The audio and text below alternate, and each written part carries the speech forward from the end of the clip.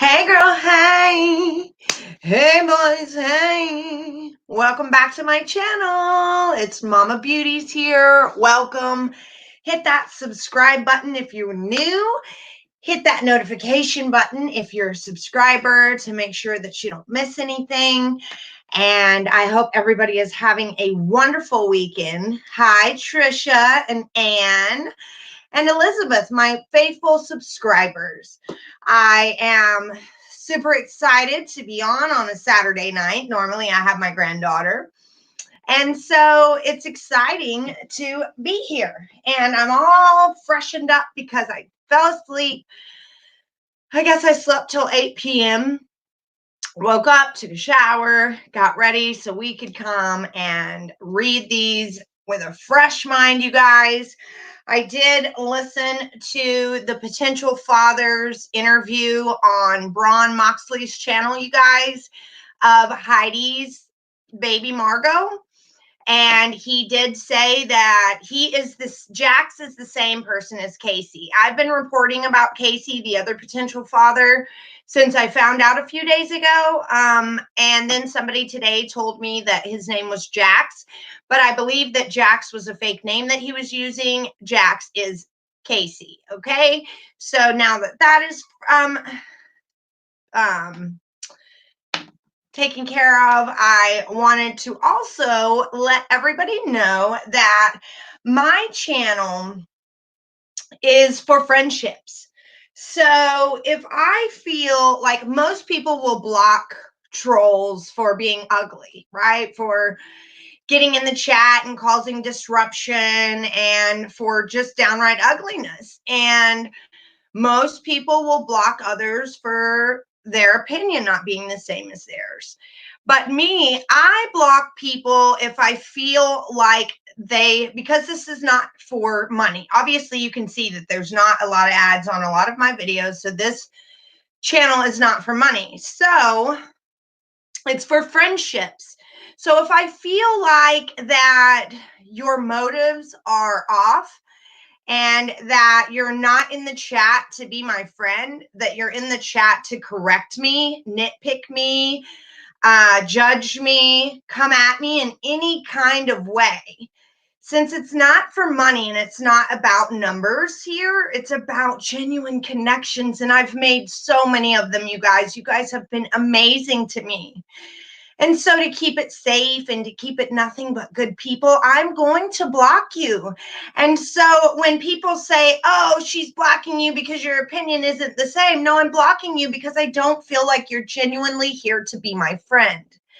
So if you're not genuinely here to be my friend, you're just here to argue about a case, then I don't want you here. And I'm allowed to do that for my channel. It's my channel, and I'm here to make genuine connections and genuine friendships with people. And we don't have to have the same ideas or views. I am very open-minded, you guys. I can connect with the most opposite people from me. And so that's what it's all about. So if you see somebody that gets blocked and you're like, oh, I don't feel like that person should have got blocked, it's because I don't think they have my best interest and I don't want to have to deal with them nitpicking me or saying I'm doing something I'm not. Throughout this whole journey. This is my journey and I love it. And I'm going to keep my community safe. I'm going to make sure that, people aren't here for the wrong reasons. If you're not here to be my friend and you're here just to promote your page, you're leaving. If you're not here to be my friend, you're just here to get my subscribers to feel sorry for you, you're leaving. And so there are people that genuinely are sharing what's going on in their life. And I love that. And I want that. I want you guys to vent to me, to unload on me, to email me. I have given you my email. So there's no reason to cause a bunch of chaos in the chat about it when you have me directly that we can communicate back and forth through email. And I would love to connect you with certain subscribers that I know that have been through the same thing. And I have your best interest at heart. I promise you that. So If you don't have my best interest at heart, then you probably will end up blocked at some point. I'm here working on my blog too. Ooh, Brandy, I'm excited about your blog. Hi, Casey Lynn, Ivy Lou.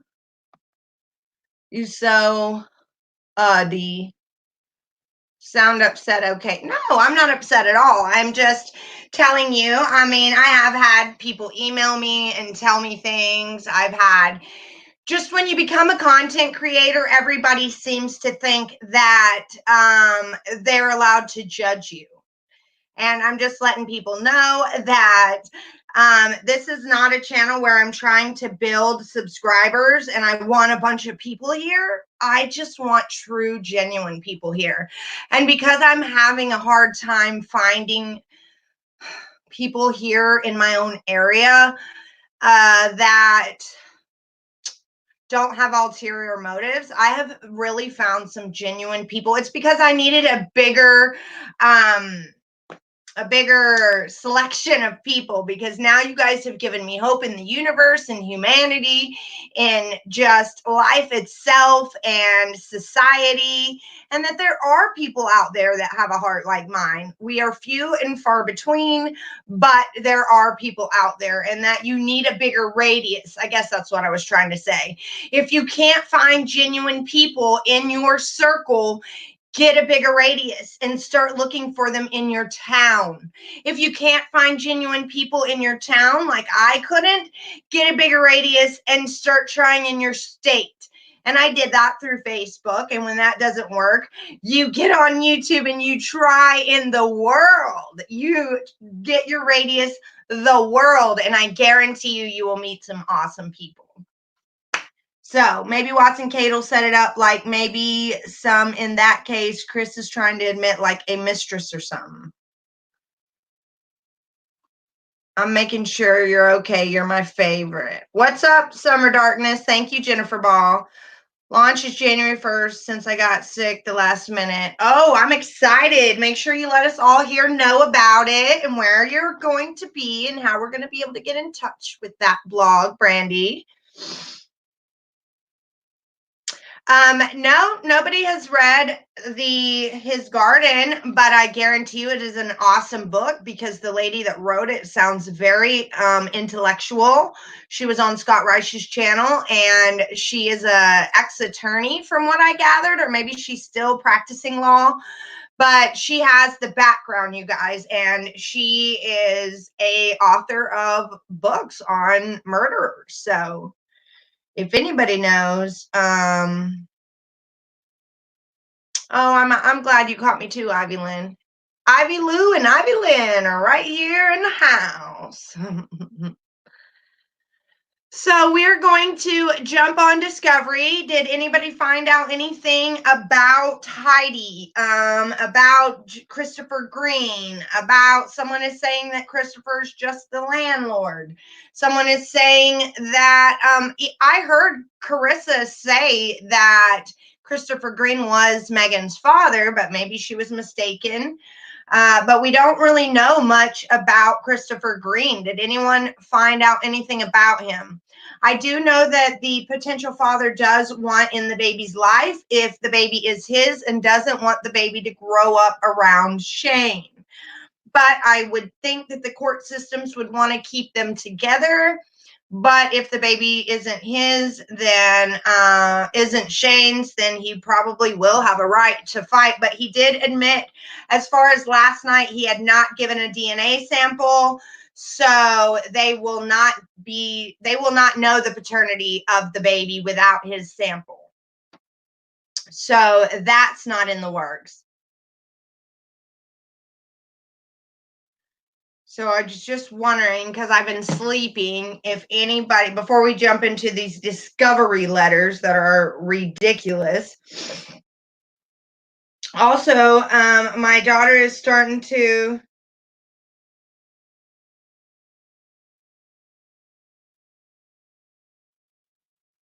Oh, I thought she meant. My daughter is starting to upload videos on her YouTube.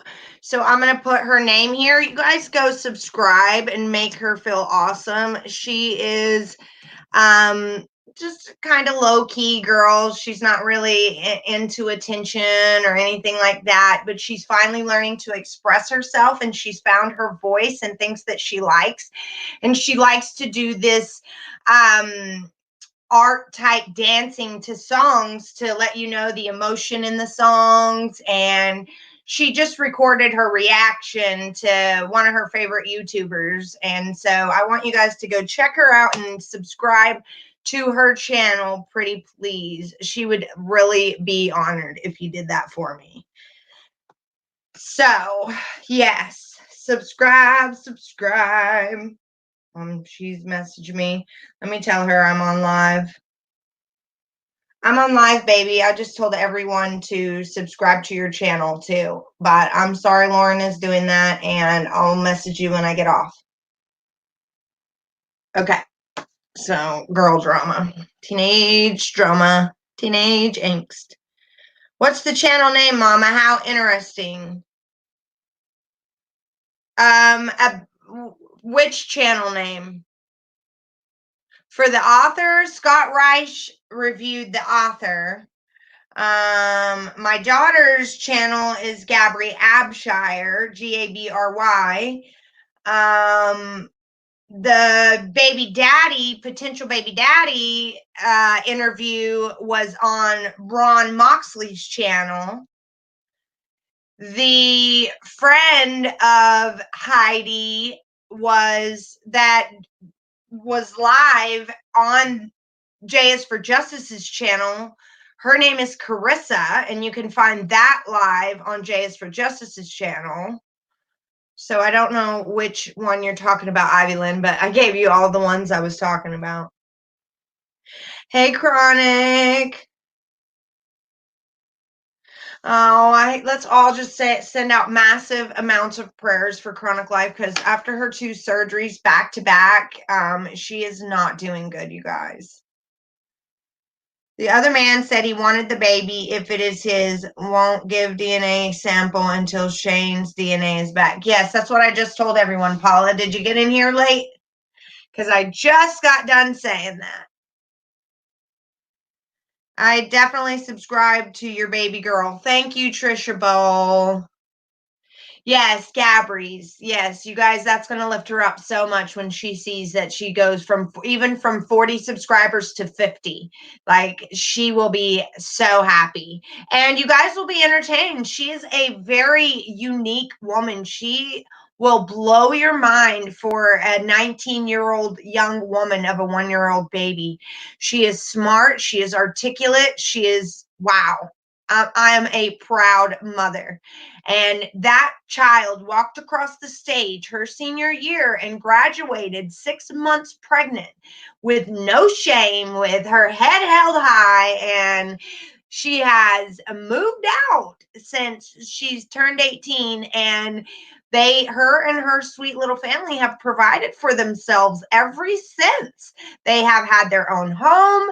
They have more bedrooms than I have. They have a yard. They have paid their light bill on time every month. They have never asked me for any money to help pay their bills. They pay for their own food.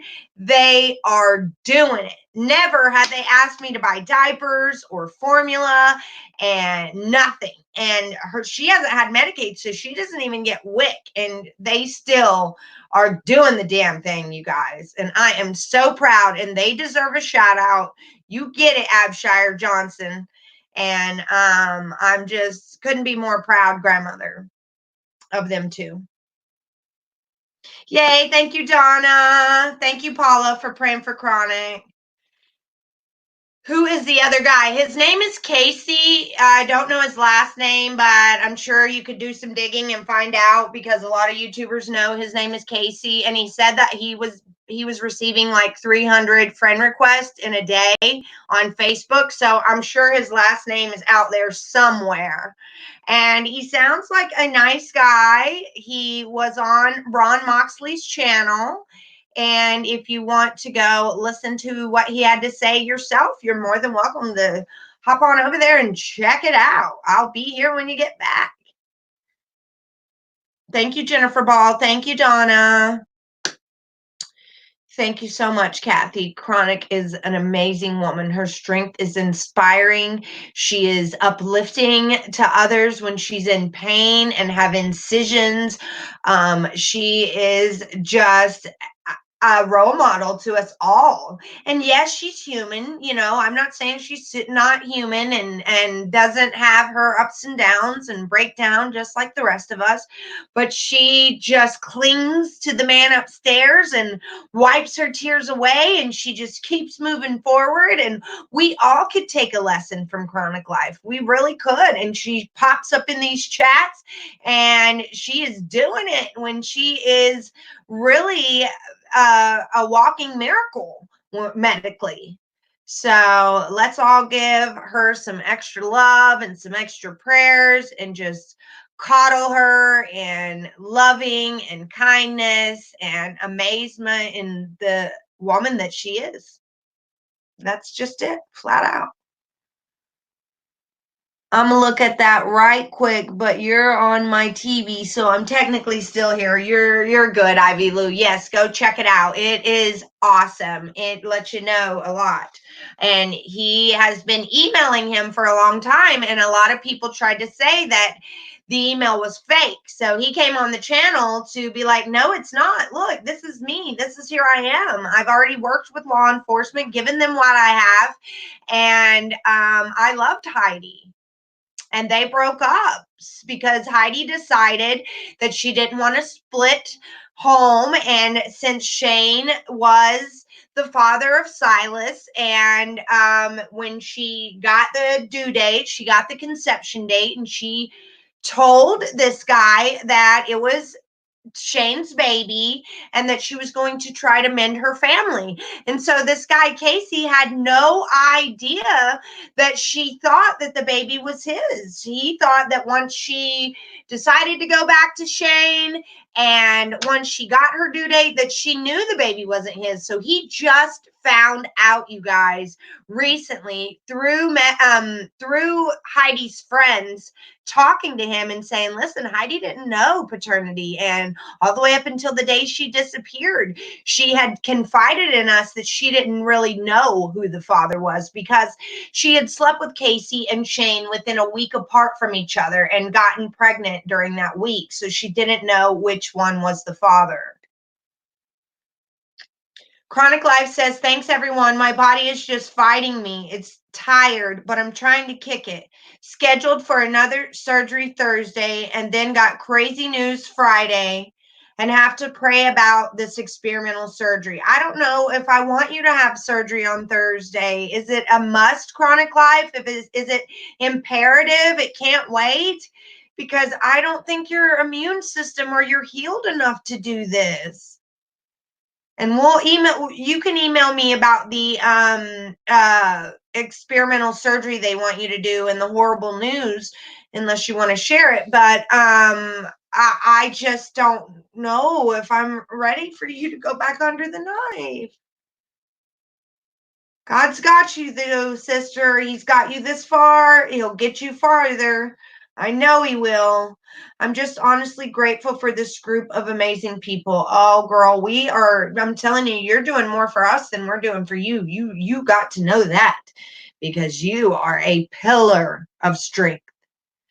And we all have mucho adoration for you.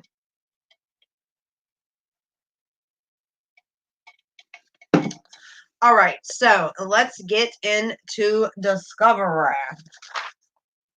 And you guys, tonight, if you're thinking about sending a super chat, save it and buy yourself something nice. I would much rather you get yourself something. If you were thinking about doing a $4.99 super chat, get on Amazon Prime and get you something for $4.99. All right, and Merry Christmas from me. Let me get my glasses. Oh no, I don't got glasses, you guys. That's not gonna work for this old lady eyes. We are on. That's awesome. We are on page 787. Let me go get my glasses. Where are they? Here's some.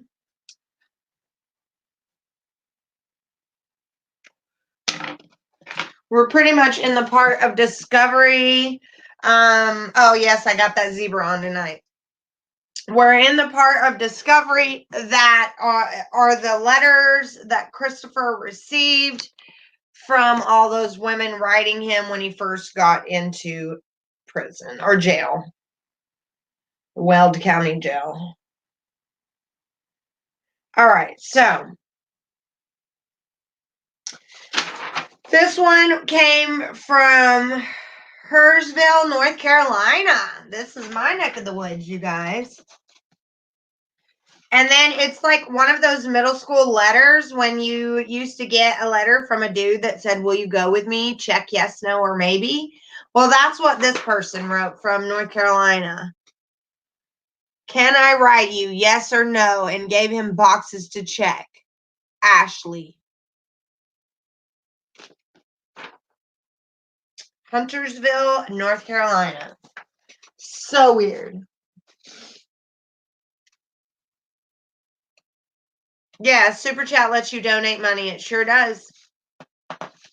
If you have 1,000 subscribers, it does. It won't let you donate money if you don't have 1,000. Okay, so the next letter comes from Denver, Colorado.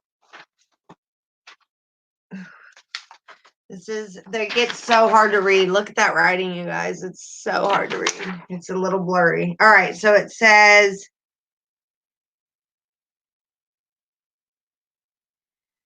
"You are vile. You are a monster. Do you and your defense truly believe you have the slightest possibility of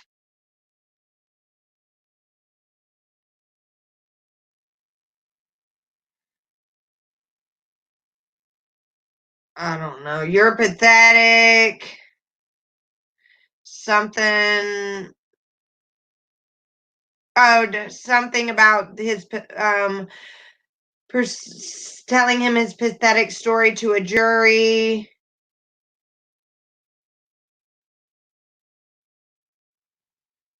You're something, you're a liar. How can you stand in front of a camera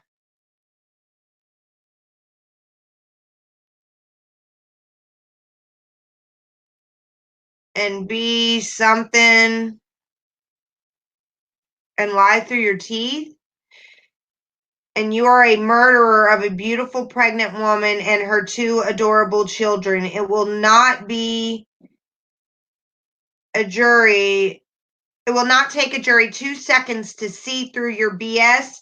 You are already being called a psychopath. And psychopaths usually end up rotting in jail. Let me tell you your future. You will be found guilty and you will be sentenced to 3, possibly 4 consecutive life sentences in prison. I'm quite certain you will think that is your justice, or rather your victim's justice, which will not be entirely true. Your punishment is going to be fully realized when the other inmates learn what you did. They could have committed violent crimes imaginable, but child abusers and child murderers are considered the lowest form of humans on earth. Your physical abuse will be terrific from top gang members when you are housed. And sounds terrifying, doesn't it? And you will be living it for 3 consecutive life sentences. One last question before you're back to your slow, miserable death. Were your victims staring you in the face while you strangled and suffocated them? May God have mercy on your pathetic soul. No one else will. Dang, get it. There was one of the hate letters we were all wondering about. Tell them how you really feel.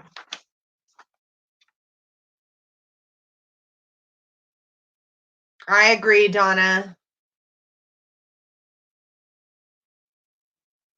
Yes, I'm having a great Saturday night. Thank you, Lola's mom, for the prayers for Chronic. She is definitely worthy, deserving, and that is just it. This one is from New York.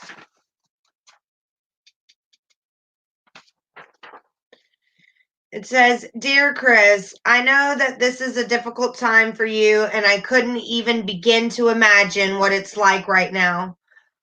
All I can do is reach out and offer strength, friendship, and condolences. You don't know me. My name is Tony, and I live in Brooklyn, New York. I work for a digital agency, New York something. I'm decent looking and I'm a hard worker. Even though I live in New York, I still seem to get lonely or live a lonely life. And it's been hard to connect with people. I go to New York something for something, and it's been working out. Oh, it's a church, New York something Baptist. And I've been working out. That's one of the reasons I am reaching out. They are broadcasting a lot of footage on TV about you. I noticed your incredible transformation. You really hit the gym hard and made some amazing changes. I am very inspired and would love to know your routine. I'm more on the skinny side, but I bulk up. I'm really excited about my body and it's getting stronger. I'm writing to you to offer you friendship if you like. We can write to each other if you like to read. I can send you books from Amazon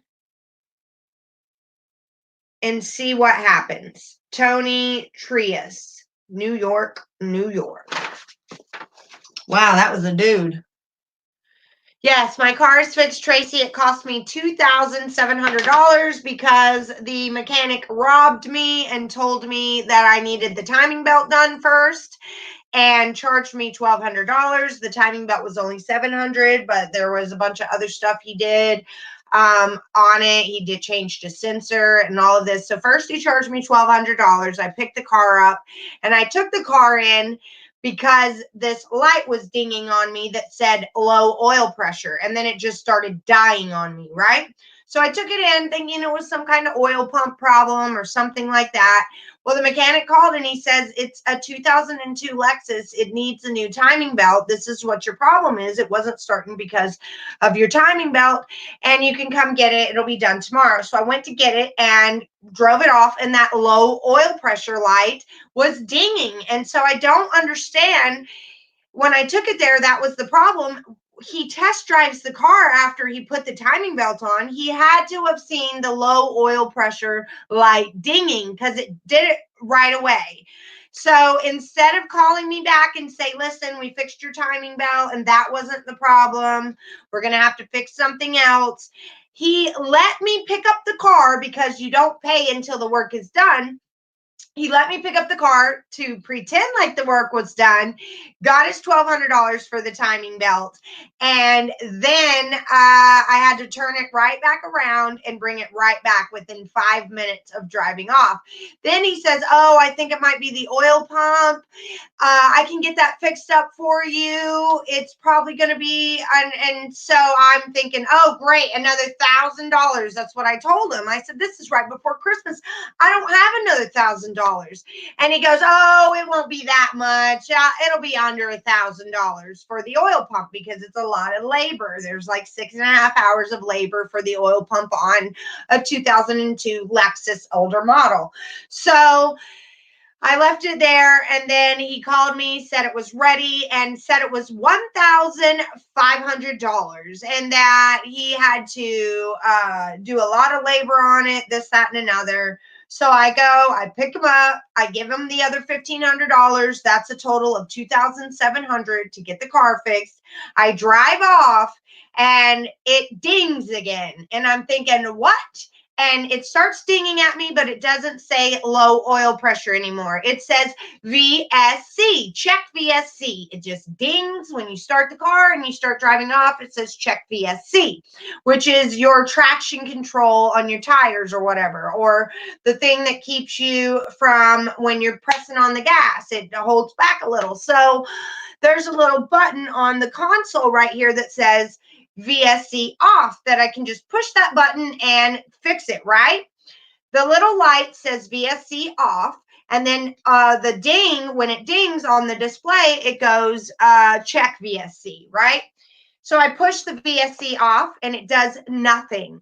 So he broke my VSC off button, and now I have an alert on it. And so he had to have drove it after he fixed the oil pump, but he wanted that $1,500 instead of fixing the VSC. He tells me that I got to take it to the dealership and get it reset. It's one of those things. Well, the button's not working. It's not one of those things. If it didn't have a button, yes, you're right, it would be one of those things, and I could just get it reset on the little diagnostic thing. But no, that's not it. There's a button for it, and now the button does not work. So I'm waiting 30 days to make sure that the car doesn't blow up on me. And then I'm giving him horrible reviews on Reddit. I'm giving him horrible reviews on Facebook. I left my DSM-5 at his shop when I picked the car up because I was just so flabbergasted. I left my book that I just paid $31 for at Amazon, and so I have to go back there and pick that up. And I don't want to say anything to him or take any kind of action until I get my book back. But he will never, ever see another one of my cars. He was a man that we had used forever and trusted. And it just goes to show that no matter how long you know somebody, just like Precious Heidi, no matter how long you know somebody, no matter how long they have been good to you, you just never know when somebody is going to be a snake in the grass and turn their back on you for their ulterior motives. Okay, let's read some of this. We're grateful that you're here too, baby girl. Okay, awesome. Thank you. Stay strong, Chronic. You are an inspiration. Hope you get through the medical stuff with flying colors to a speedy road to a happy new you. How y'all doing tonight? Hopefully having that good Saturday night. Mama, you always doing good, girl. This Thursday is imperative tube placed on December 2nd due to not having correct one in stock are now failing already. I'll email you on the experimental as soon as I can grasp and finish researching. Okay, baby, you process it first by all means, and you take your time. My daughter's channel is at Polyzonus Universe or just Poisonous. Our talented daughter can use a hand up, not a handout. Yes. Amen. I feel the same about all daughters. It truly baffles me how many write and share openly their lives in a first time letter, not knowing who all will see it as all open before inmate sees. That's true. Is 300? Huh? Not to mention sharing too much to a criminal. These guys share and sell address for commissary, and then people have your address, and some of these criminals die. Do get out. I know, Chronic Life. My brother's in prison right now, and I had to tell him a long time ago that I don't want no pen pals. I don't want, he'd try to get me to send him pictures, and I'm like, no, James, you're just going to try to sell my picture to somebody. And he would get out, and he would give them my phone number, and he would get out and be running the streets amok, and I would have people calling from the prison still. And like I finally told him, look, me and you aren't going to be sister and brother no more if you tell one more inmate about me.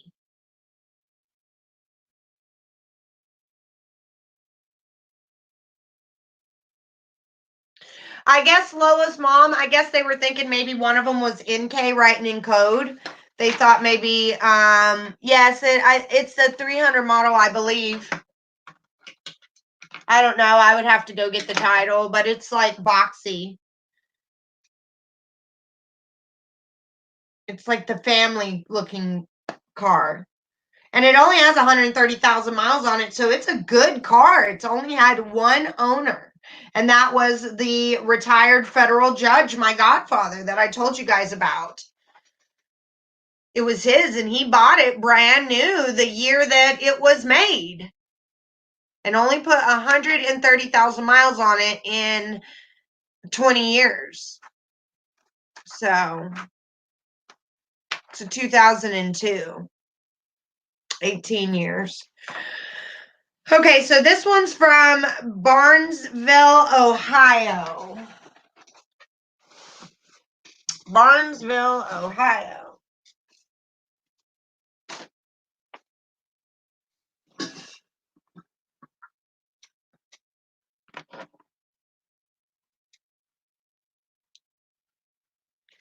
Exactly. They're crazy.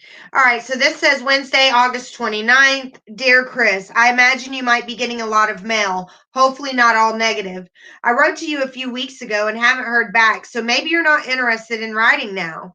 I completely understand, but I told you I'd send some actual photos, not ones printed on paper. I feel bad for you because all of the nasty stuff they are saying in the media. But like I said before, I don't want to discuss your case. I'm just here to be your friend. I'm just a simple girl. I live in a small town, have a successful career, lots of friends, and a great family. Why is someone as pretty as me single and writing to someone in jail? Question mark. As far as being single, I've recently come out of a bad breakup. I travel quite a bit for my job and don't laugh. I'm finished up my master's in psychology, which has taken me quite a few years to accomplish. Whether I ever practiced in the field isn't what drives me to finish. It's just being able to say I did.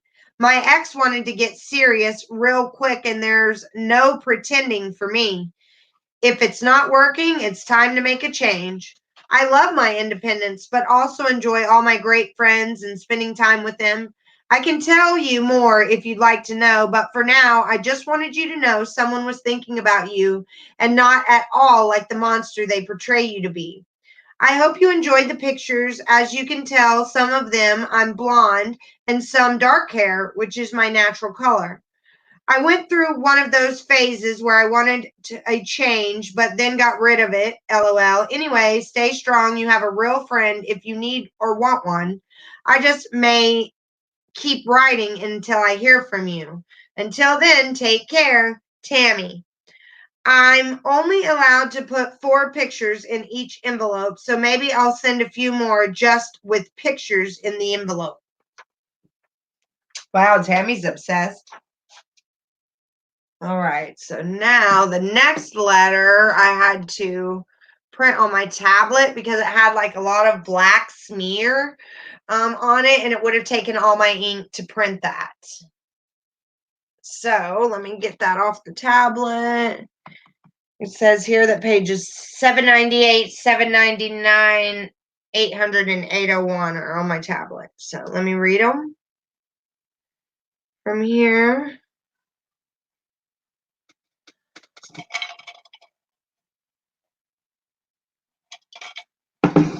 All right.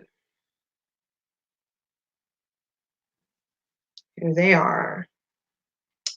The next one is from Hawaii again, you guys.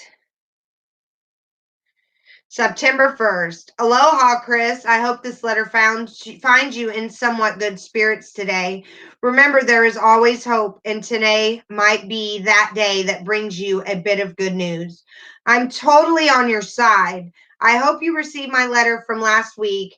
I just basically wanted to introduce myself and offer some friendship from over here in Hawaii. To give you an update here, the hurricane that was barreling down on us never hit our island, and we just got some really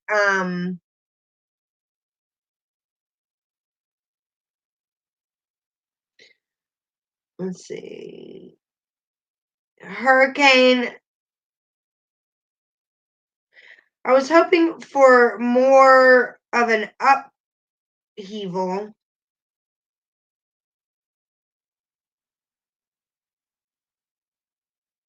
I just basically wanted to introduce myself and offer some friendship over here in Hawaii to give you an update here.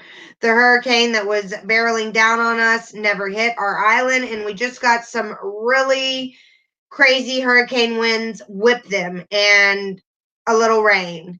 Dang, I was hoping for more upheaval. LOL, no luck. As I mentioned before, I'm an NFL fan, and although the Broncos suck right now, I'm kind of started something that I started liking the LA Rams. They have Wade Phillips, my fave. And then it just talks about that. Doesn't it seem he belongs in LA? Yes, I do like him though. Is there an NFL team you like? I hope you have a something. And I love Seinfeld.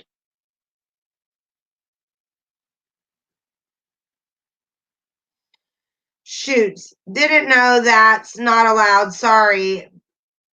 Bad. Feel free to call, collect if you need to, ever.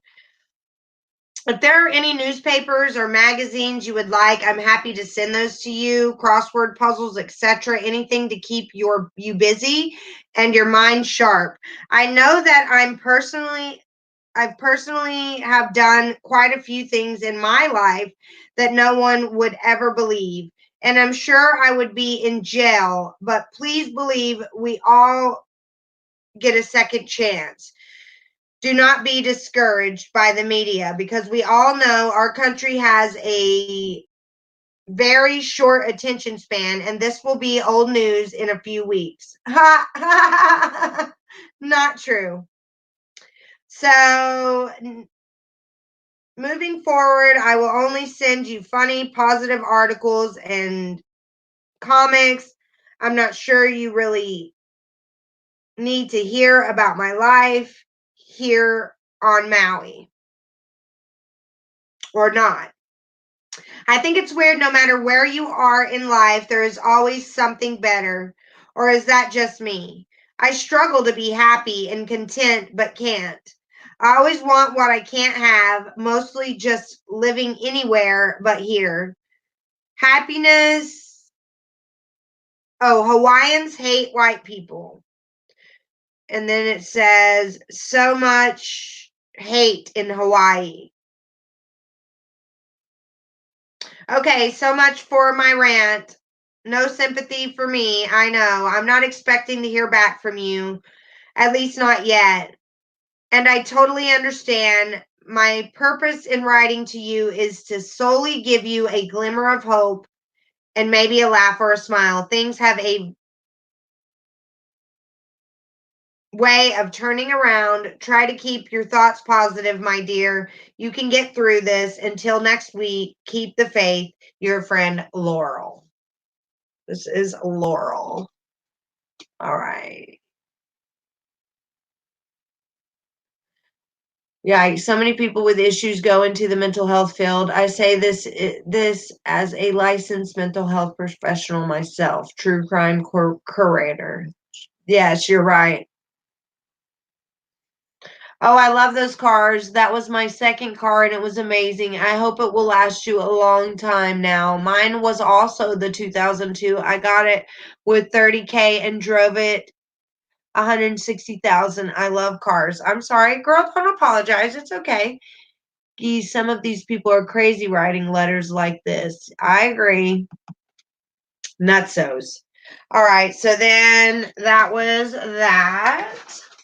That was Laurel's letter. The next letter is on page 802 of Discovery, and it is from Brighton, Colorado. Brighton. And it just says, "You're not alone." That's all they put. You're not alone. I wonder if that was okay. Dear Chris, my name is Ruby, and I have been watching everything about your case. Wow. You have gone through so much. I was so mad at you for what you did, but the more I watched, the more I understood you. Not saying what you did was a good thing. I have seen lots of videos about you and your family.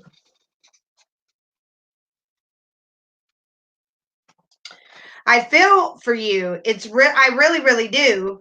I seen some videos that truly pissed me off. The way Shanann treated you was belittling and made you feel like not a man. I'm sad for you that you just didn't walk away. I can say this though, Satan is out tempting so many of us. It's not easy living life these days. We are so close to the return of Jesus.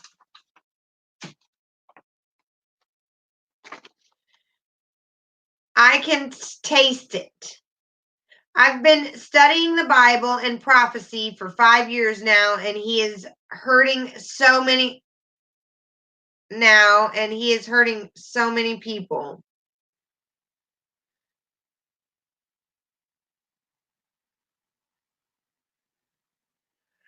I can say this is not too late, Chris. I can't imagine how you're feeling at this moment, having nothing but time on your hands. If you would like to write that would be great. I will never share what you write. I'm not out to make a buck. I'm out to save a soul. Please feel free to write. I'd love to hear from you. By the way, I don't hate you. You're my brother in Christ. Ruby Buka from Brighton, Colorado. Blessings in this time of trouble. Wow. These people are nuts. Nutsos. Yeah, I guess so. That's what I was wondering. That's why I stopped. It wasn't that I couldn't read the next line. I was trying to figure out what she meant by that, true crime curator.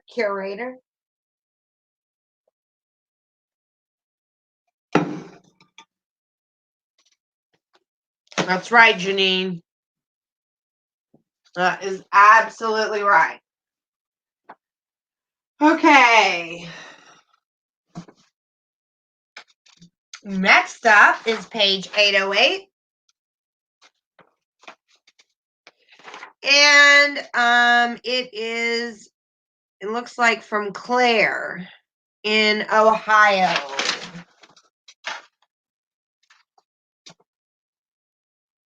It looks like it's on 9/4. And I want y'all to look at this tiny writing I have to read. All right, ready? Dear Chris, they sent back the 2 pictures that I printed off the computer because they were more than a 5x7. But I hope you at least get your letter, and hopefully you got the other letter with the 4 pictures. From what I understand, you are alone because of all the media attention. When I'm sure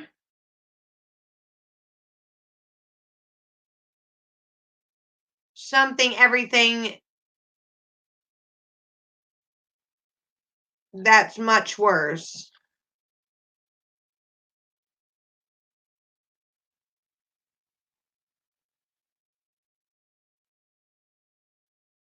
I know you must be sad being where you are. which is why I keep writing, to hopefully give you a little something positive to hopefully eventually look forward to. I want you to know that our writing would stay between us. I'm not looking for anything other than to be your friend.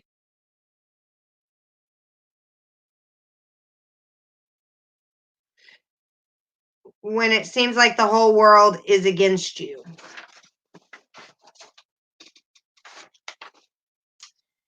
Even if you just write and say, hi, I'd like that. Here are a few more pictures, all of when I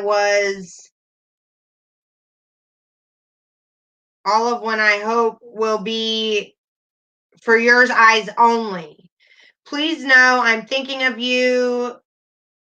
Write when you feel like it. I have a home number though, my cabbie company, but I'm not sure you can collect calls, but you can try. I'm not always home. So if you do call and I don't answer, you can try again. Take care, Tammy. Tammy is about it.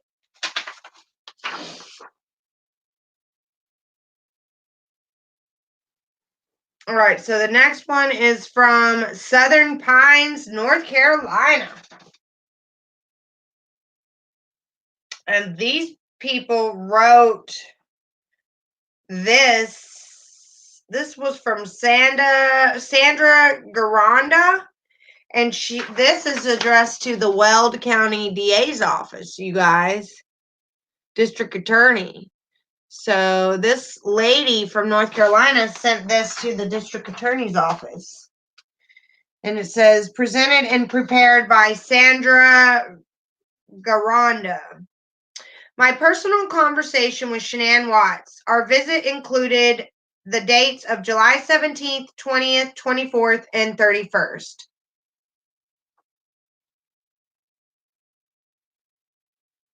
I know, right? True crime. So Sandra wrote the district attorney's office, and said, I completely realize that at this time, anything I could add is completely hearsay and possibly inadmissible. However, considering what has transpired of late and per the request of her parents, I am providing parts of my personal conversations with Shanann that I feel may be possibly relevant to the case during the time we shared during her recent trip to North Carolina for consideration in an effort to assist with only what I was made aware of by Shanann. I have known Shanann since she was about 15 years old. I met her and her mother, father, and brother when she worked for my family's restaurant as a hostess in Southern Pines. She later worked for our family's second restaurant located in Pinehurst in the same capacity. We became very close and bonded as close friends during her youngest years and easily fast friends. She considered me an elder, confident, and I was more than happy to oblige her when she needed someone to reach out for advice. We remained friends after her employment in my family's restaurants. Later, I helped her get a job at A1 Wireless, where we worked for a short time. I had not seen her in person since she moved to Colorado. Nonetheless, we kept in touch online through the years. During her recent visit to North Carolina in July, she reached out to me and wanted to spend some time with me one-on-one while she was here. As you can imagine, I was so excited to see her again and the opportunity to finally meet the girls to whom I watched grow online all through the years. We set a date for dinner for Tuesday, July 17th. She wanted to have some one-on-one time with me to talk and catch up, and she scheduled her mother to watch the girls during our dinner date. We met up at my family's restaurant in South Pines approximately at 6:30. We sat on the patio and had dinner. Conversation started off like any other we had, with pleasantries and how good it was to see each other. How much we had missed each other. She appeared to be very happy, absolutely glowing with her pregnancy. During our meal, we we discussed her family life. She said she was so happy, loved being a mom, wife, and excited in the success of her business and where it was heading. Along in conversation, I asked her how her relationship has developed with her mom, particularly now that she was a mom herself. She said that she understands her mom now more than ever. They have always been close, but now closer than ever, and how thankful she was to have a mom like her guiding her through. Then she offered my mother in law and sister in law is a different story altogether. Curious and seeing, obviously, that she wanted to touch on that, I asked her how so. She began to tell me how her mother in law and sister in law have clearly been unaccepting of her throughout her relationship with her husband, how difficult it was for her and Chris to cope with it. She said her mother in law particularly tries to undermine her as a wife and mother any chance she could find. I asked her how her father in law reacted to her mother in law and sisters in law position. She said he was a wonderful man and was good to her, but she could see that it was her mother in law that ruled the roost. And she felt that her father in law would just brush off his wife and daughter's opinion. She said her sister in law does and acts in whatever manner her mother in law expects her of her when it pertains to Shanann. I asked her how Chris handled this situation. She said that Chris was her rock, always supportive, always put her and the girls first, and she felt that was a real contention of tension between her and her mother in law and sister in law. Her mother in law and sister in law were crystal clear with her and have told her on many occasions that she was and never would be good enough for Chris. And she drags Chris down, and she did not truly love Chris, and Chris deserves so much better. She added that her mother in law and sister in law blamed her for taking Chris so far away from them to Colorado. She said Chris was so happy to move that her mother in law was not exactly a nurturing mother to Chris as a child and teen, more possessive and controlling than anything, even through adulthood, and that he was just so ready to get far away from the negativity they placed in his life. Mm.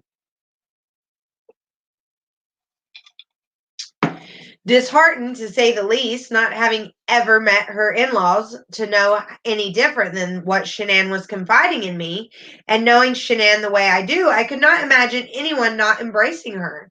I told her how sad I was for her and for Chris, and that they were made to live and deal with such animosity from his family. I assured her that whatever feelings her mother in law and sister in law are and have been for her, so long as Chris stands by her and the girls, and then that is all that really matters. I suggested that she let Chris lead the way in dealing with his family and their issues with her. She said her heart breaks for Chris each time they come down on him about her because she sees firsthand how it hurts him and affects their marriage. To add insult to injury, Shanann then added that her mother in law has done what she could through years to make the daughter, Bella and Cece, feel less than throughout their lives. Shanann said she felt like her mother in law would go through the motions of being a good grandmother for Chris's sake, but could see the actions outweighed the words. Same applied to her sister in law. I asked Shanann for an example, and she said, "Oh, girl, so many." But to provide the latest example was that despite knowing how her mother in law and sister in law felt about her, and even though Chris was not yet an NC to join her, she did not want to deprive her daughters of as much time they could spend with his family during her visit. So Shanann arranged a visit with them. I understand that this was sometime during the week before our dinner together. She said the visit seemed to be going along smoothly at first. However, Shanann felt the tension in the air and that their ill feelings about her and how they interacted with Bella and Cece was still fresh with them. She said that she kept a brave face and a positive attitude during her visit, hoping this visit could work towards building bridges with her mother in law and sister in law and bring some peace. She said they had lunch, I believe, on the patio, hot dogs, if I could remember correctly, and that after lunch, her mother in law had Bella and Cece follow her in the kitchen for some dessert. Shanann heard the girls getting excitable, possibly out of hand, and out of motherly curiosity, Shanann went into the kitchen to check on them and found her mother-in-law was handing the girls a small bowl of ice cream. Shanann noticed some pieces of something in the ice cream. Shanann asked her mother-in-law if the ice cream had nuts in it, and her mother-in-law responded, yes, just a little. Shanann was stunned and told her girls, I'm so sorry, girls, you cannot eat that. Her mother-in-law followed in, still trying to hand the girls the bowl of ice cream, and having not looked up at Shanann, said to the girls, oh, your mommy doesn't know what she's talking about. This ice cream couldn't hurt you. At that point, Shanann apologized to the girls and sent them out of the kitchen without the ice cream.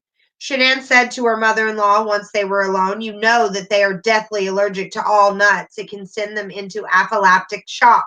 I do not understand how you think it's okay to give them ice cream with the nuts in it. Please, will you please respect their dietary restriction and to please ask me first when offering any food to the girls, and I will let you know if they can eat what you're offering. Her mother-in-law waved her hands in dismissal at Shanann and told Shanann that she was just being overprotective as usual and passed her by to head back out to where her sister-in-law was with the girls. Frustrated, Shanann followed her mother-in-law out of the kitchen. Shanann said it was so hard for her not to raise her voice, but she said she did not want to create a scene with her in-laws in front of the girls, and so she bit her tongue from saying anything further and followed her mother-in-law out of the kitchen to where the girls were visiting with her sister-in-law. Shanann noticed that when they rejoined the girls and sister-in-law, that her sister-in-law abruptly got up and went into the house. About 5 or so minutes further into their visit, from that point, Bella told her mother she was thirsty, so Shanann went into the kitchen to get her something to drink. She said she was floored to find her sister-in-law placing a large bowl of mixed nuts on the kitchen table in clear reach of the girls. She asked her sister-in-law why she would do that. Her response to Shanann was, we always have nuts out on the kitchen table. Shanann told her I was just in here and there were no nuts on the table, and you know how allergic the girls are of nuts. Shanann told me she was so upset, hurt, shocked, and amazed that they both would try to offer her girls nuts directly and indirectly, that she felt that her only course of action was to simply collect the girls and go home to her parents' house. Shanann said that despite their actions, she informed them of Cece's upcoming birthday party, time, place, and asked them to please be there. And it would mean so much to the girls and Chris if they could make it.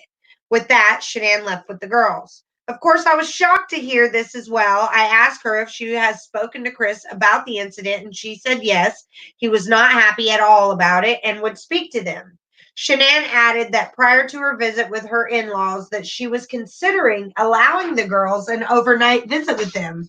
She said that after that incident with the nuts that she could not trust it. She decided that she would not take the girls back to their house without Chris present. She asked me my opinion in that did I feel that she may be wrong about not going back to their house until Chris was with them? I advised no. Your first and foremost priority as a parent is to protect your children. That you should never feel or be made to feel guilty if being a protective mother. In being. I offered that they should have known better, and it was clear to me from the incident, Shanann explained that they do not respect her as a mother and were dismissive of the girls' health issues. That I understand from Shanann that they are fully aware of all along. I told Shanann if it were me, I surely would not take my children back there alone or leave them alone with them for any reason. From there, we continued our conversation, talking about old times and old memories and where our lives are today.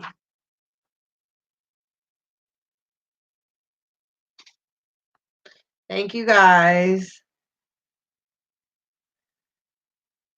It is too many intimate. Make sure we all hit that like button. Thank you, guys. Is this someone who she worked for, or could this be her teacher? Her teacher also kept. No, it said earlier, Donna. She said who she was. She's the owner of the restaurant that Shanann worked, or her family owns the restaurants that Shanann worked at. It said it at the beginning of the letter. It said how they met.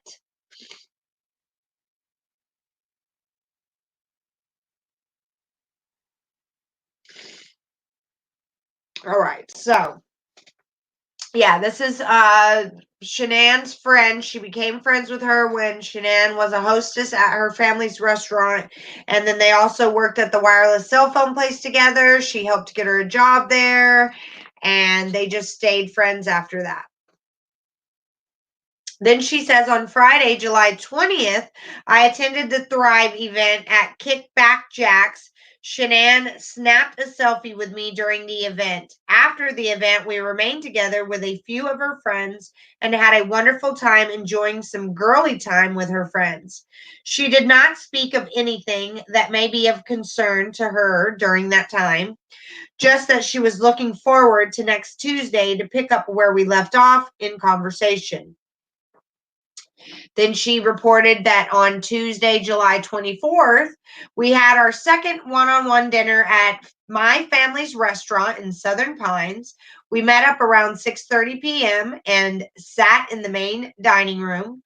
As conversation went underway, I asked her how Cece's birthday party went. She said it was wonderful. The girls had so much fun. They were so happy with the party that the girls were missing their daddy and wished he was there, as did she. She then said, guess who did not show up? Shanann informed that Chris's family did not make it to the party. They did not call or text to let her know that they would not make it. Shanann said she texted and called them several times during the party to see if they remembered and to assure they knew where to go and what time the party was. Shanann said they never responded to her calls or texts. Shanann told me how sad she was for the girls that they did not make it to the party.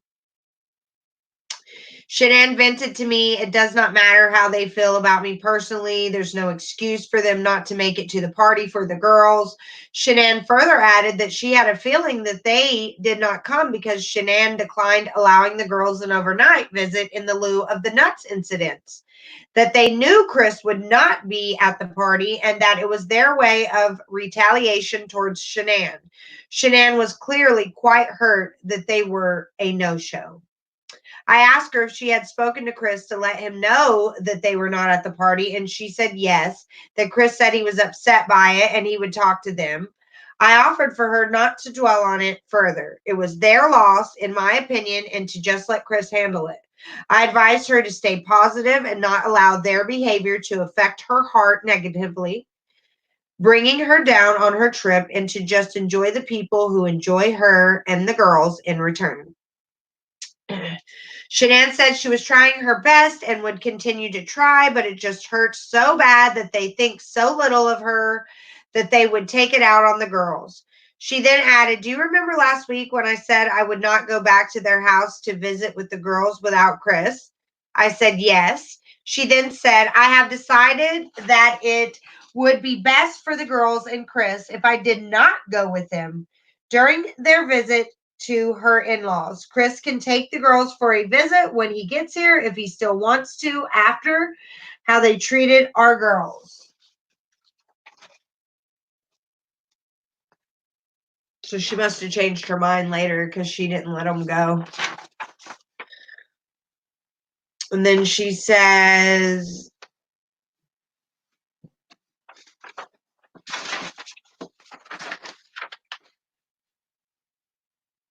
I have decided that it would be best for the girls and Chris if I did not go with them during their visit to her in-laws.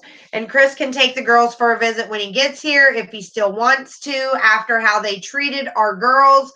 I asked her if she thought maybe it would be better for Chris and the girls if they could provide a united front together as a family and go with them to her in-laws, if she would reconsider. She said she sees my point, but that she is not wanted to be, that they did not want to be there in their negative tensions while Chris and the girls are spending time with them. She said that it may be the best thing she can do for them in an effort for Chris and the girls to have a positive visit. She knows that considering their recent behavior with the nuts, that Chris will be all over it where the girls are concerned. She said that she just wished her mother-in-law and sister-in-law would just get over it already. Wish that they would accept that they have a great marriage, beautiful little happy girls, and a new baby on the way to look forward to. We planned a third dinner date for the following Tuesday after Chris came to town. She was excited for me to finally meet Chris and the girls. It would be Chris and the girls' first time at my family's restaurant, and she was excited to share that with them because she had so many happy memories to share with them of her time working there. So on that Tuesday, July 31st, I set a reservation for them at my family's restaurant for 6 p.m. I was held up at home waiting to sign for a package. I headed out to the restaurant to meet up with Shanann, Bella, Cece, and Chris around 6:30 p.m.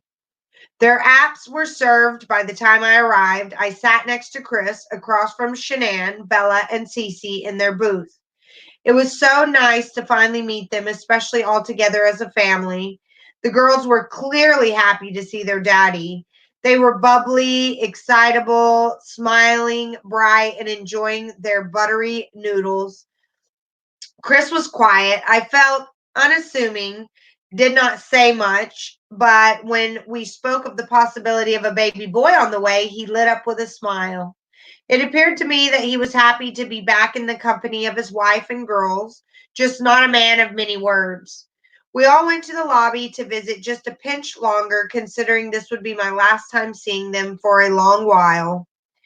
If there was trouble in paradise for them, they did a wonderful job hiding it. I did not get any negative vibe or urges of concern from or about him or from Shanann or the girls in relation to him. For all intents and purposes, they were a happy family looking forward to a quick trip to the beach before they headed home to Colorado. Shanann, with girls and husband in tow, kept the conversation light and airy. She did not bring up any family issues and was just so happy to have Chris with them in North Carolina after having been apart those past weeks. About 9 p.m. or so, we said our farewells. Shanann snapped a picture of me and the girls in the restaurant waiting area, and then I walked them out. I had no inclination that I would never see them again. Later, she posted on Facebook that she felt very ill, thought it felt like she was experiencing symptoms of food poisoning. She later texted me with another self-diagnosis of dehydration. I chalked it up as side effects of pregnancy. My heart and mind just kept going back to my one-on-one conversation with Shanann during our dinner dates and the troubles she had been having with her in-laws past and present, and wondering could any of it be connected. I wondered how much of what Shanann confided in me about her in-laws was shared with her mother, father, brother, or other close friends while she was visiting North Carolina. I do not know if any of us will ever truly have all the information about what exactly occurred. What we do know is that Shanann, Bella, Cece, and unborn baby Nico Lee are gone to us all, and that they deserve so much better than to lose their lives in such a violent manner at the hand of pure evil. I do not care to, nor will I speak to any media outlet on this matter in any capacity for any reason. I respectfully request that the information, all details of this affidavit, not be shared with any media outlet in any format for any reason. Oh, Lord, then you shouldn't have wrote that letter, girl. I provide this affidavit strictly for the insight it could provide. I, like her family and many friends, seek justice for Shanann, Bella, Cece, and their unborn babies, Nico Lee, the four precious souls Chris so selfishly and violently robbed this world of. And she actually got it notarized.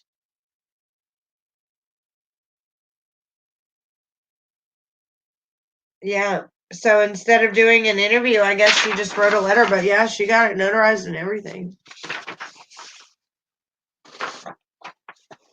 All right. You guys, I got my Christmas from my godfather, who is a retired federal judge, and it is an air oven. Have you guys heard of the air ovens? I am so hungry, and I was just thinking about how I can go in there and peel a potato, chop it up into French fries, soak it in water for an hour, pull it out, dry it off, throw a teaspoon of fine sea salt and a half a teaspoon of fine sea salt, half a teaspoon of olive oil, and some garlic powder in a bowl, and then shake it up on the fries. And then I put it in the basket in the air oven, and then it's just like the basket rotisseries like the chicken would if you put it in there.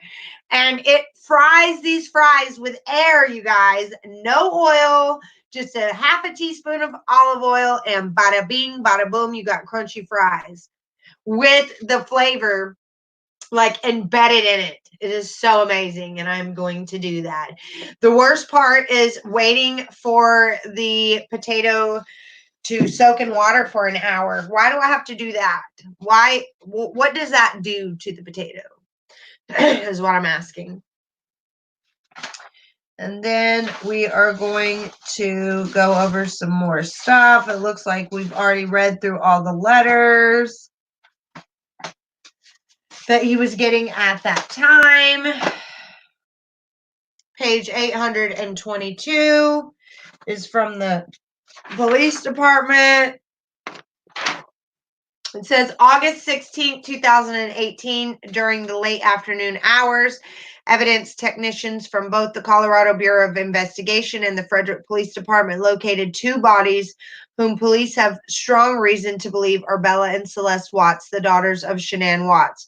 While we will not disclose the location as to where these bodies were located, police can say they were found in close proximity to the other body, whom officers strongly believe is Shanann's. The Frederick Police Department and the CBI will not answer any questions and ask that all media inquiries be referred to the Weld County District Attorney's Office. Warrantless arrest affidavit. Name, Christopher Watts. Agency, Frederick Police Department. Charges, murder in the first degree, murder in the first degree, murder in the first degree, tampering with deceased human body, tampering with deceased human body, tampering with deceased human body. Those are all different charges. Being duly sworn upon oath, says that there is probable cause for the warrantless arrest of the above named defendant for the charges stated above, and that the following facts are true and correct to the best of his or her knowledge and belief in support the arrest of this defendant. The crimes alleged occurred on or about 8/13/2018 at 2825 Saratoga Trail, town of Frederick, state of Colorado. The suspect was arrested at 11 p.m. on Wednesday, August 15th, 2018. At approximately 1340 hours, Officer Coonrod was dispatched to at 1:40, Officer Coonrod was dispatched to 2825 Saratoga Trail on a check well-being call. The reporting party, Nicole Utoff, called about her friend, Shanann Watts. Nicole stated she dropped Shanann off at her residence around 1:48 after returning from a business trip that they took in Arizona. Nicole stated Shanann was 15 weeks pregnant and was not feeling well during this trip. Later that morning, Nicole became concerned because Shanann was not answering her phone calls or text messages and also missed her doctor's appointment that was scheduled for 10 a.m. Nicole went to Shanann's residence, discovered her car in the garage and car seats positioned inside of it. Shanann and her husband, Christopher, have two daughters, Celeste and Bella. Nicole attempted to enter the front door, but a latch prevented it from opening more than 3 inches. Nicole called Christopher Watts and requested him to come home to check on Shanann, and she believes Shanann may be suffering or passed out due to some medical condition. Upon arrival, Officer Coonrod checked all the windows and doors, including the rear slider door, and discovered all of them were locked with no way into the house. Officer Coonrod contacted contacted Chris and asked for the code for the outside garage door keypad. Chris stated it didn't work, but that he was only 5 minutes away. When Christopher arrived, Officer Coonrod entered the home with Chris's consent in an attempt to locate Shanann and their 2 children, but discovered they were not in the home. Me too. I don't know what the soaking in the water does, but restaurants do it. I know that much. So it's got to do something. Restaurants are all about doing stuff quick and fast and getting it out there, but they still soak them in water. So it's got to do something. Oh, it gets the starch out so they're crisp. Thank you. Girl, I'm telling you, the air oven makes them good for you, Donna. They're not bad for me anymore. They're not deep fried in grease. I drained my Fry Daddy, you guys. I'm getting ready to clean it up and give it to my daughter. Get rid of that oil. I will never use the Fry Daddy again because I got an air fryer. And I'm actually using it for Christmas, and we're having prime rib on our Christmas for our Christmas. That's right. I've been saving and saving, and we got us a prime rib that's going to rotisserie in there. We're going to have it on Christmas Eve. We're going to have the prime rib with au jus, homemade au jus, the drippings from the prime rib. Then we're going to have mashed potatoes. We're going to have homemade crock pot macaroni and cheese. We're going to have baked beans. We're going to have deviled eggs. We're going to have yeast rolls and Hawaiian Delight. It's like an ambrosia salad, you know, fluffy and light, something cold on the plate. So we're going to have that as well. And then we always bake a cake for Jesus and sing happy birthday to baby Jesus. And that cake is going to be a German chocolate cheesecake. It's a German chocolate cake, German chocolate icing, but it's got a layer of cheesecake in the middle of it that is amazing. When I was pregnant, I ate a whole one by myself. And deviled eggs. And if I already said that, sorry. And that is what we are having. Oh, and broccoli. Got to have a vegetable. We're doing broccoli. I thought about doing corn on the cob, though, instead of broccoli. I haven't bought the vegetable because I wanted it to be fresh. But I thought about doing corn on the cob because that goes really well with mac and cheese and baked beans and mashed taters. Yes, potatoes are great comfort foods. Isn't that fudge amazing, Trisha? It is. Oh, that makes me feel so good because that was my family's secret recipe. And I just thought it was hilarious that my whole life, I could not find the secret recipe. I never found anybody's fudge that tasted the same. And so finally, I knew that the fudge had marshmallow in it because I used to always get to lick the jar when I was a kid, right? So I went and bought the marshmallow and I just made the fudge on the back of the marshmallow can or the Jet Puff can. And I was like, oh my God, this is it. Who would have thought that this whole time the recipe was on the back of the Jet Puff? That makes me so happy, Trisha. Oh, yeah, baked potatoes in the microwave are amazing, Donna. Yes, green beans. The only way I'll eat green beans is if they've been canned in a can. They've been cooked in a pressure cooker with some fat back or some bacon up in there. And I only eat canned green beans. I'm ruined because my grandmother popped and picked green beans and canned them my whole life, that it's really hard to eat beans out of a can or frozen green beans. Now I'm hungry. I know, me too. Oh, that sounds awesome. Microwave up some corn on the cob. All right, I'm going to finish this warrantless arrest affidavit, and then I'm going to go eat, because then if I do come back, I'm going to come back to apply a set of nails. But pretty much the only thing left before I got to get some ink, because I need to wait till YouTube pays me for last month so I can buy some ink, because I don't have money to print out any more of this Discovery. I only have half of it printed. I need to print the other half. And that's like $50 in ink, because this took 2 cartridges of black ink just to print this stuff. So, yes, Italians' green beans are like those grandma's made. Yes, they are. You're right. Yummy. So, yeah, I need to wait until YouTube pays me so I can go get some ink. But I may come back on while I'm waiting on my potatoes to soak before I can air fry them. I may come back on and apply my set of nails and all that jazz. But thank you guys all for your love and support. If you are new, hit that subscribe button.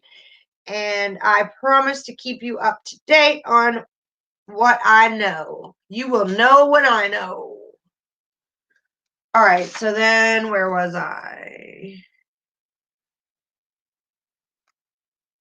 When questioned by Officer Coonrod, Chris and Shanann arrived home from her trip around 2 a.m. Chris said he woke up around 5 a.m. and began talking to Shanann about marital separation and informed her that he wanted to initiate the separation. Chris stated it was a civil conversation and they were not arguing but were emotional. Chris stated that around 5:27 a.m. he backed his truck up to the garage door to load up tools and left for work, and that Shanann was in the bed when he left. And then it says, note, a neighbor's video surveillance system recorded this event. Chris said Shanann told him she was going to a friend's house later that day with their 2 children, but didn't know the friend's name. Chris, who works for Anadarko, stated he went to job site near Hudson to check on it. At Officer Coonrod's request, Detective Baumhover responded to the scene and arrived at approximately 2:35. Upon arrival, Detective Baumhover was briefed by Officer Coonrod and also learned Shanann's personal effects, including her cell, purse, wallet, and medication were located in the house. Upon entering the residence, Detective Baumhover observed Shanann's purse on the kitchen island and a suitcase located at the bottom of the stairs leading to the upstairs bedrooms. A pair of women's shoes were located near the front door. Upstairs, Detective Baumhover observed the bed in the master bedroom had been stripped of its bedding, which was lying on the floor. Officer Coonrod and Detective Baumhover both checked the bedding for signs of foul play, but found nothing. In a loft area located between the bedrooms was Shanann's cell phone that Detective Baumhover later learned was found between 2 cushions of a sofa located in the loft area. On the scene, Detective Baumhover asked Chris to walk me through the period of time when he last saw Shanann. Chris said Shanann arrived home from the airport at approximately 1:48. At approximately 4 a.m., he informed Shanann he wanted to go through with a separation, and they were both upset and crying. Chris said Shanann told him she was going to a friend's house that day. Chris said at approximately 5:27 a.m., he backed his work truck into the driveway to load up tools and shortly thereafter drove off to a work site near Hudson. Neighbor Nathaniel's home video surveillance shows Nicole's vehicle leaving at 1:48. At 5:27 a.m., Chris' truck is observed backing into the driveway and leaving a short time later.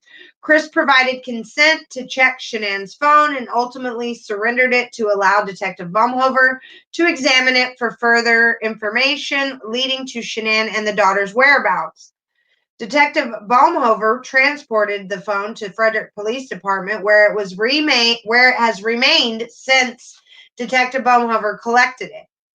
A neighborhood canvass was conducted for several hours later that evening by patrol, and a check well-being bolo was initiated through dispatch. On 8/14/18, at approximately 7 a.m., Detective Baumhover learned neither Shanann nor the girls had returned to the residence. Detective Baumhover requested an immediate press release to be issued and initiated assistance from CBI and ultimately the FBI.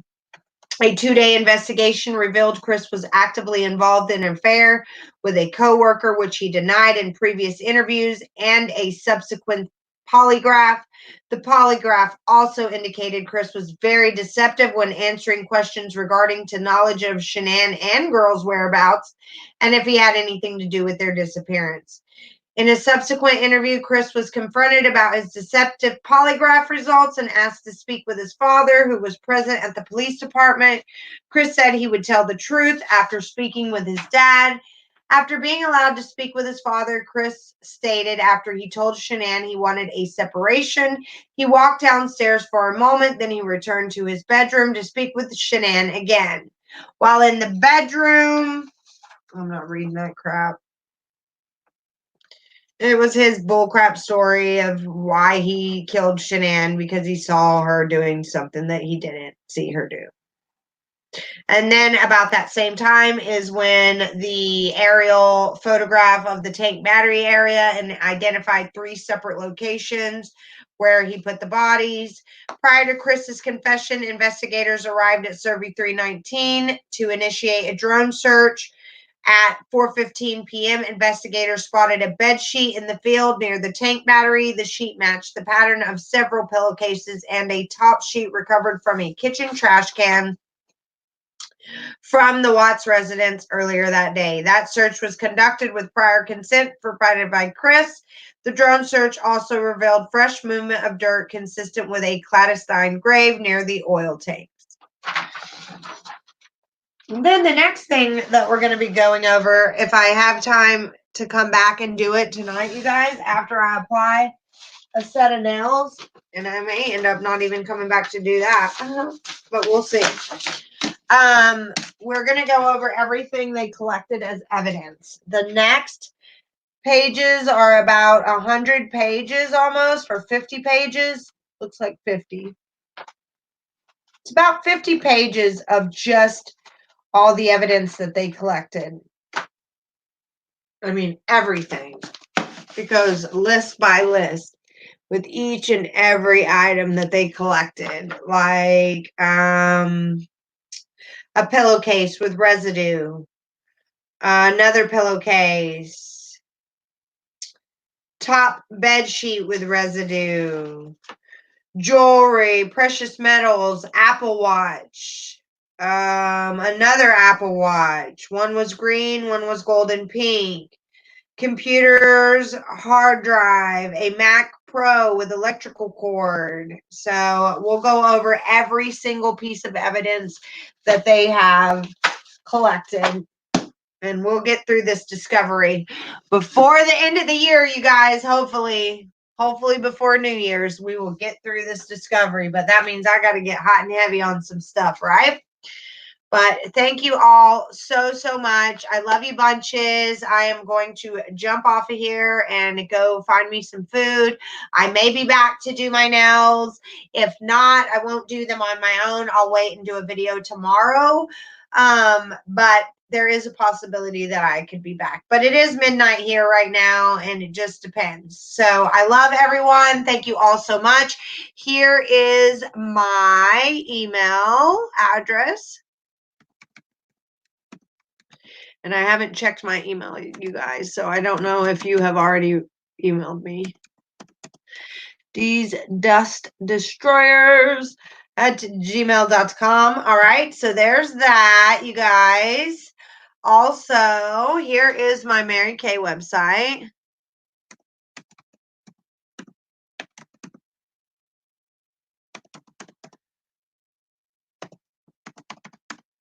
All right, that's my Mary Kay right there. You guys want to write that down. And then this is my Rarity, my nail strips.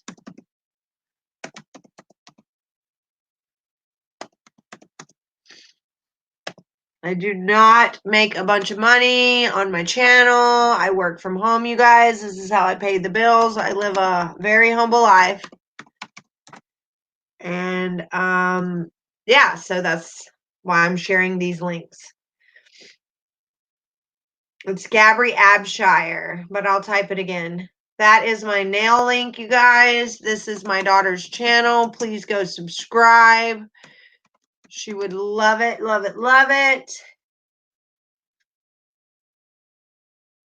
That's my precious baby's channel right there. And my PayPal, if you're interested in that, I'm not going to share that, but you can go find it in other videos in the description box. If you are wanting to send money to help with ink so I can finish printing the discovery. But if nobody sends anything, it's perfectly fine. YouTube's supposed to pay me in the next couple of days from last month. I actually met the threshold. I don't think I'm going to meet the threshold this month, but that's okay. It rolls over until the following month. So thanks so much. Don't forget that I'm going to be here for you guys. And for all the people that are lonely on Christmas, I will be going live from 1 to 3 on Christmas, from 5 to 7 on Christmas, and from 9 to 11. I will be giving away Christmas presents, little small stuff, not a big deal, but it's free. So be here. If you are here, you don't have to be present to win. But you do have to show up and make a comment. So as people are commenting, I will be writing your name down and entering you into each contest that you show up to. So I'm doing it 3 times throughout the day. The first time is the usual time, 1 to 3, that people meet up and maybe their loved ones aren't with us anymore and they used to eat at 2 o'clock. You'll be able to come here and have a place to be welcomed at. And again, at dinner time from 5 to 7, I'm going to be live because a lot of people eat in the evening and they are not with those people anymore. And so I will be here for that. And also late at night from 9 to 11, when people are laying down and their minds are racing. I will be here for you then as well. So keep that in mind. We're going to make it fun. We're going to do some stuff. And yes, check out Poisonous right here as well. That's how it's spelled. She would like you to check out her daughter's channel as well, and I will too. And now I am going to eat. And then again, here is my email, you guys. All right. Love you bunches. Big old virtual hug from Mama Beauties. Smash that like button. Hit that subscribe button. Tell your friends about me. All of that. And I will see you on the flip side. Bye.